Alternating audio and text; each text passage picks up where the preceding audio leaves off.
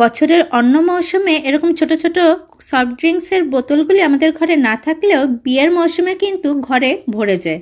আজ চলেন এগুলি দিয়ে কিছু একটা তৈরি করি। আসসালামু আলাইকুম, কেমন আছেন সবাই? আশা করি অনেক অনেক ভালো আছেন। আমিও আলহামদুলিল্লাহ বেশ ভালো আছি। সেদিন দারাজে ঘুরতে ঘুরতে দেখলাম স্টেনলেস স্টিলের যে স্পাইস বক্স অর্থাৎ মশলাদানিগুলি আছে সেগুলো সর্বনিম্ন 2000 টাকা। অবশ্য বিভিন্ন সাইজ এবং কোয়ালিটি আছে, কিন্তু আমার যেগুলি পছন্দ হয়েছিল সেগুলো 2000 টাকার উপরে ছিল। তো আমাকে তো আপনারা চেনেনই, আমি ভাই কিপটা মানুষ, এত টাকা দিয়ে আমি কিছু কিনবো না। তবে কেমন হয় বাসায় থাকা পুরাতন এই প্লাস্টিকের বোতল দিয়ে আর পুরাতন চামচ ও প্লেট দিয়ে আমরা বাসায় যদি তৈরি করে ফেলতে পারি চমৎকার একটি মশলাদানি। আর এজন্য আমি প্রথমেই নিয়ে নিয়েছি কয়েকটি প্লাস্টিকের কোল্ড ড্রিঙ্কসের বোতল, একটি স্টিলের পুরাতন প্লেট ও চামচ।